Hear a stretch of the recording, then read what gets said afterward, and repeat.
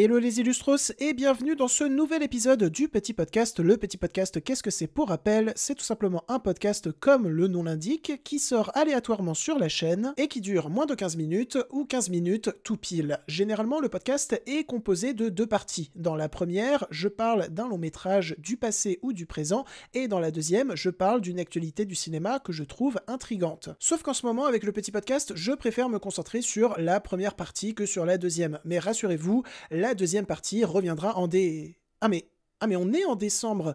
Bah alors rassurez-vous, la deuxième partie reviendra dans le prochain épisode. Enfin, si vous découvrez le Petit Podcast avec cet épisode et que vous aimez bien, eh bien sachez qu'il existe une multitude d'autres épisodes du Petit Podcast disponibles sur la chaîne. Je vous mets la playlist les contenant tous en description. Sur ce, si mon contenu vous plaît, n'hésitez pas à vous abonner, à liker ou encore à partager cet épisode du Petit Podcast. Maintenant, c'est parti pour le gros sujet du jour, à savoir Wicked. Don't be afraid. It's the wizard who should be afraid of me. The wizard that there is or was is ever gonna bring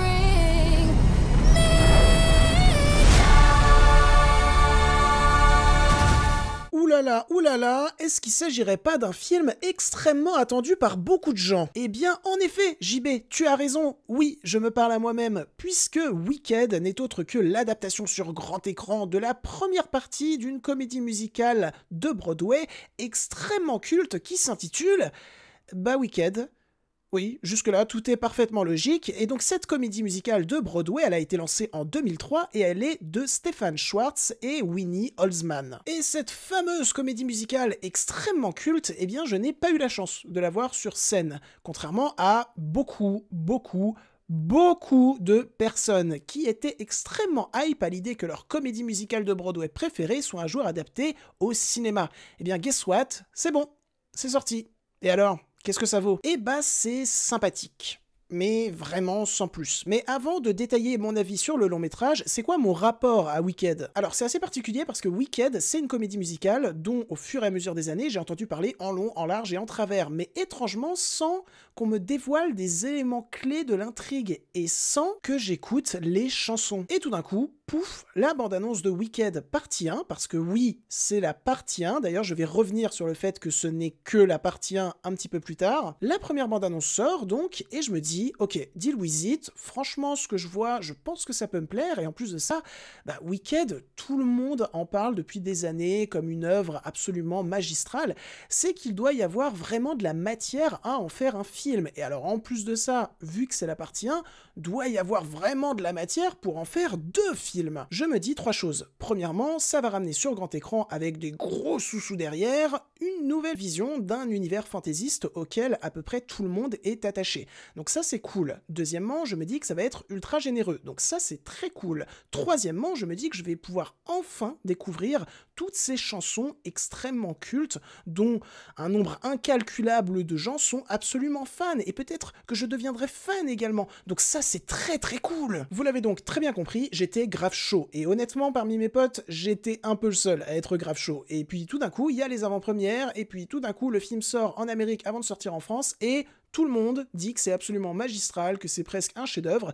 Donc voilà, ça a encore plus nourri ma hype. J'avais vraiment hâte de voir ce film. Pour être encore plus honnête avec vous, il y a des personnes que je suis, je mettais une pile de billets sur le fait qu'ils allaient détester Wicked. Et puis tout d'un coup, je vois leurs notes sur Letterboxd, ça oscille entre du 4 sur 5 et du 5 sur 5. Et là, je me dis, qu'est-ce qui se passe? C'est le meilleur film de l'année ou quoi? Qu'est-ce qui se passe? Donc voilà, je suis dans la salle, on est entre potes, il y a Alexandre qui me demande d'acheter des popcorn sucrés et au final, il me demande de plus en acheter. J'ai trop hâte que le film se lance, je le vois et c'est pas ouf.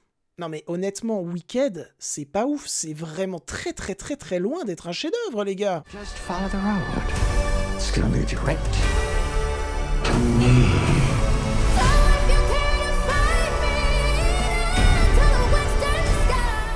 Bon, je vous vois arriver les fans de Wicked qui vont me dire « Non mais Wicked c'est absolument incroyable, t'as tort surtout !» Les gars, j'ai pas détesté le film. Il y a plein de choses que j'aime beaucoup dans ce film, mais il y a également plein de choses qui me dérangent, voilà, c'est comme ça, j'y peux rien. D'ailleurs, vous savez quoi? Je vais commencer par toutes les choses que j'ai aimées dans Wicked. Mais avant cela, eh bien de quoi ça parle, Wicked? Wicked suit le parcours des sorcières légendaires du monde d'Oz. Elphaba, une jeune femme incomprise à cause de la couleur inhabituelle de sa peau verte, ne soupçonne même pas l'étendue de ses pouvoirs. À ses côtés, Glinda, qui, aussi populaire que privilégiée, ne connaît pas encore la vraie nature de son cœur. Leur rencontre à l'université de Sheez, dans le fantastique monde d'Oz, marque le début d'une amitié improbable mais profonde. Cependant, leur rapport avec le magicien d'Oz va mettre à mal cette amitié et voir leur chemin s'éloigner. Tandis que Glinda, assoiffée de popularité, se laisse séduire par le pouvoir, la détermination d'Elphaba à rester fidèle à elle-même et à son entourage aura des conséquences aussi malheureuses qu'inattendues. Leur aventure extraordinaire au pays d'Oz les mèneront finalement à accomplir leur destinée en devenant respectivement la bonne et la méchante sorcière de l'Ouest. Le film est réalisé par Jon M. Chu, il est sorti le 4 décembre 2024 dans nos salles obscures, il dure 2h40 et au casting on retrouve dans les rôles principaux Cynthia Erivo ou encore Ariana Grande. Et pour commencer par les points que j'ai beaucoup aimés dans Wicked, je vais commencer par vous parler des comédiennes principales du long métrage qui sont absolument formidables. Il y a une véritable symbiose entre elles qui est assez inouïe, je trouve. Que ce soit Cynthia Erivo ou Ariana Grande, respectivement, les deux comédiennes s'en sortent impeccablement bien. J'ai même été assez impressionné par la performance d'Ariana Grande qui jusque-là n'avait eu que des petits rôles au cinéma. Là, elle a un rôle extrêmement majeur qui nécessite plusieurs palettes d'émotions et vraiment je trouve qu'elle s'en sort parfaitement sur tous les tableaux, que ce soit quand elle donne à son personnage un côté extrêmement avide, extrêmement avare, extrêmement détestable, ou quand son personnage va découvrir en lui-même une certaine tendresse qu'il ne connaissait pas. Je vais pas vous mentir, le personnage qui m'a le plus intrigué en termes de développement n'est autre que le personnage d'Ariana Grande. Je trouve, voilà, en fait c'est ça, je trouve que au niveau du regard d'Ariana Grande, il y a constamment quelque chose d'intéressant, constamment quelque chose de fort qui se passe. La manière dont évolue son regard au fur et à mesure du long métrage, que ce soit sur le personnage interprété par Cynthia Erivo ou sur les événements de l'histoire, en fait, je trouve que Ariana Grande, tout le long du long métrage, que ce soit dans son regard ou même dans son interprétation au global, arrive à très bien capter ce côté je vais de l'avant, mais en même temps, je me restreins par rapport à ma condition de personnage populaire, à ma condition de personnage populaire dans l'école Sheez, mais également dans le monde d'Oz. Cynthia Erivo est absolument formidable de bout en bout, vraiment, mais je trouve qu'il y a plus de zones de flou, de zones d'ombre dans le personnage d'Ariana Grande, et la manière dont elle gère toutes ces zones-là, ne serait-ce qu'avec son regard, franchement, j'ai été assez impressionné. Et tiens, pour continuer sur le talent des deux comédiennes principales, mais également pour embrayer sur un autre point extrêmement positif du long métrage, les chansons. Les chansons sont absolument géniales de bout en bout, déjà parce qu'elles sont parfaitement chantées. Il y a un travail sur la voix des deux comédiennes principales, mais également des autres comédiens qui est assez dingue. Et puis surtout, quel plaisir de découvrir toutes ces chansons cultes sur grand écran avec un bon son. Ces chansons me sont restées en tête à la sortie de la séance. Je suis allé les réécouter ensuite et depuis, j'arrête pas de les réécouter. Pour la petite anecdote, j'ai rédigé mon rapport de stage aujourd'hui qu'avec l'album de Wicked. En boucle, toute la journée. Ouais. Et alors, ces fameuses chansons, si elles s'arrêtaient qu'au chant, bah ça serait pas ouf, mais elles ne s'arrêtent pas qu'au chant, puisqu'il y a également la mise en scène de Jon M. Chu, qui est débordante d'énergie, débordante de créativité. Là-dessus, c'est un vrai plaisir pour la rétine. D'ailleurs, si vous voulez savoir mes morceaux préférés de Wicked, eh bien c'est tout simplement le premier et le dernier, à savoir No One Mourns the Wicked et Defying Gravity. Avec mon accent anglais, accent anglais, on va dire ça comme ça. Mais, il y a quand même pas mal de défauts à ce long métrage qui m'empêchent de le trouver véritablement bon, et je vais vous en faire part maintenant. Tout d'abord, j'ai mentionné un petit peu plus haut que lors de ces séquences musicales, le long métrage faisait vachement plaisir à la rétine. Et c'est vrai. Il y a grand nombre d'idées visuelles extrêmement malignes durant ces scènes. Par contre, là où le long métrage peut faire mal à la rétine, c'est durant toutes les séquences qui ne sont pas des séquences musicales en fait. Parce que durant ces séquences, les fonds verts sont plus que voyants. Parce que durant ces séquences, les doublures numériques ne font que te sortir du long métrage. Et parce que on est dans l'univers du magicien d'Oz. Vous avez des couleurs de dingue. Pourquoi autant les délaver ? Rendez-moi Sam Raimi avec son monde fantastique d'Oz. C'est un film qui a énormément de problèmes, mais au moins les couleurs d'Oz, bah, elles étaient là, quoi. Là, j'ai l'impression que ils ont monté le film, ils sont passés à l'étalot, et puis ils ont baissé la saturation à -25. Mais pourquoi avoir fait ça en fait? Ce que je veux dire par là, c'est que si on prend la majorité des longs métrages se passant dans l'univers d'Oz, on va prendre par exemple Le Magicien d'Oz, Retour à Oz et Le Monde Fantastique d'Oz. Bah, ces 3 longs métrages là, en termes de couleurs, ils sont présents, ils rendent honneur aux couleurs du monde fantastique d'Oz. Alors pourquoi avec Wicked nous avoir rendu une copie aussi délavée? Ouais, j'ai pas d'autre mot que délavée. Et alors, j'ai vu passer une info, ça se trouve elle est absolument pas véridique, je vais dire une bêtise, et dans ce cas-là, n'hésitez pas à me reprendre, et je suis désolé, mais j'ai vu passer une info comme quoi, pour ce film, ils souhaitaient un éclairage naturel. Mais à quel moment, quand tu réalises un long métrage qui se passe dans le monde du Magicien d'Oz, tu te dis « Oh, il me faut un éclairage naturel ». Ça n'a aucun sens. Je veux dire, quand tu vas voir un film qui se passe dans l'univers du Magicien d'Oz, et que tu as notamment en référence le premier film Magicien d'Oz, eh bien ce que tu souhaites, c'est un univers qui sort complètement du réel.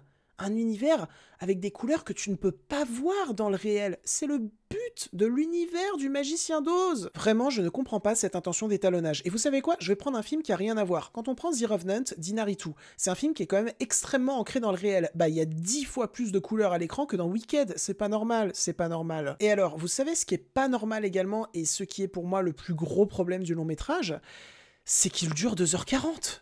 Pourquoi avoir fait durer cette première partie 2h40? Il n'y a aucun sens à cela. Ou alors, c'est un long métrage spécifiquement pensé pour les fans de la première heure de Wicked. Peut-être que dans les visuels de Wicked se cachent de nombreux easter eggs rappelant la comédie musicale de Broadway. Sauf que, personnellement, je ne la connais pas, cette comédie musicale de Broadway. Moi, je découvre Wicked avec ce film. Et je dois dire que je trouve le temps long et surtout, je trouve que le récit est en permanence étiré de manière extrêmement artificielle. Il y a vraiment dans Wicked des séquences de dialogue qui sont ultra à rallonge. Et ça n'a aucun sens quand tu suis attentivement l'histoire, le développement des personnages, leur personnalité, le fait qu'ils mettent autant de temps à en arriver au fait, ça n'a aucun sens. Ou alors, encore une fois, c'est pour faire plaisir aux fans, pour faire profiter aux fans de leur personnage préféré. Sauf qu'on est au cinéma. Et qu'au cinéma, il y a des règles pour écrire des scénarios qui se tiennent. Et force est de constater que Wicked ne respecte que trop peu ces règles-là. Et je sais que ça peut paraître ultra aigri, ultra pompeux ce que je suis en train de dire. Mon but n'est pas de vous énerver, car encore une fois, je ne déteste pas le film. C'est juste que, soyons francs, soyons sensés. Si tu adaptes Wicked au cinéma, tu l'adaptes pour qu'il ait un rendu cinématographique. Sinon, ça n'a aucun sens. Vraiment, je comprends pas. Sauf que s'ajoutent à cela d'autres problèmes de scénario, à savoir des trous conséquents. On nous parle de 2 jeunes femmes qui vont étudier dans une école. Soit, deal with it. Sauf que j'aimerais bien les voir étudier dans cette école. J'aimerais bien voir comment cette école fonctionne, sauf qu'on te le montre jamais. Alors certains vont me dire, mais si, il y a des scènes où elles étudient. Mais non, elles étudient pas. C'est des scènes où elles pseudo-étudient, et en fait, ces scènes vont plus avancer l'intrigue principale, mais on ne voit jamais ces personnages étudier. On te dit littéralement durant tout le long métrage, ouais, Elphaba, c'est un personnage qui est extrêmement puissant, notamment concernant la magie, va falloir suivre son apprentissage de près, hein. Ok, mais alors pourquoi tu me montres une scène où elle apprend? Et pourquoi tout le reste du long métrage, les personnages passent leur temps à dire, regardez comme elle est puissante.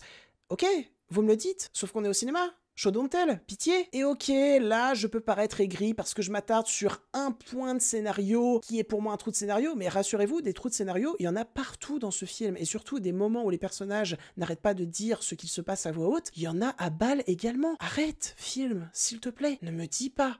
Montre-moi par tes visuels ce qu'il se passe. Et alors, point extrêmement personnel je pense, mais j'ai tout vu venir de A à Z. C'est-à-dire qu'au bout de 30 minutes de long métrage, j'étais là en mode, ce personnage va trahir tel personnage. C'était ultra évident. Alors, est-ce que c'est parce que je connais l'histoire du Magicien d'Oz, ou est-ce que c'est parce que l'histoire de Wicked n'a pas comme volonté de surprendre son spectateur? Je ne sais pas. Le fait est que moi et mes potes, on a tout vu venir, et c'est dommage, ça manque de suspense. Après, c'est un point extrêmement personnel, encore une fois. Mais donc voilà les illustros, vous l'avez très bien compris, je suis partagé sur cette première partie de Wicked. Est-ce que j'ai hâte de voir la partie 2? Oui, parce que je pense qu'il y a des points de cette première partie qui peuvent être nettement améliorés par la suite, comme les visuels et l'écriture du scénario, et je pense également qu'il y a des points déjà extrêmement positifs de la première partie qui peuvent devenir encore plus fous dans la partie 2. Donc oui, j'ai quand même hâte de voir cette partie 2. Genre les nouvelles chansons. que j'ai pas encore écouté. Voilà, j'ai trop hâte de les découvrir sur grand écran. Mais j'ai trop hâte également de vous parler en détail du film The Outrun, qui est un film absolument formidable. J'ai trop hâte de vous parler de beaucoup trop de choses. Sur ce, j'espère que cet épisode du petit podcast vous aura plu. Si c'est le cas, n'hésitez pas à le liker, le commenter, le partager. N'oubliez pas de vous abonner à la chaîne également. Tous mes réseaux se trouvent en description. N'hésitez pas à aller me suivre dessus car je suis très présent, ma foi. Sur ce, des bisous. Je m'en vais côtoyer d'autres univers, probablement l'univers d'Oz, et je vous dis salut. No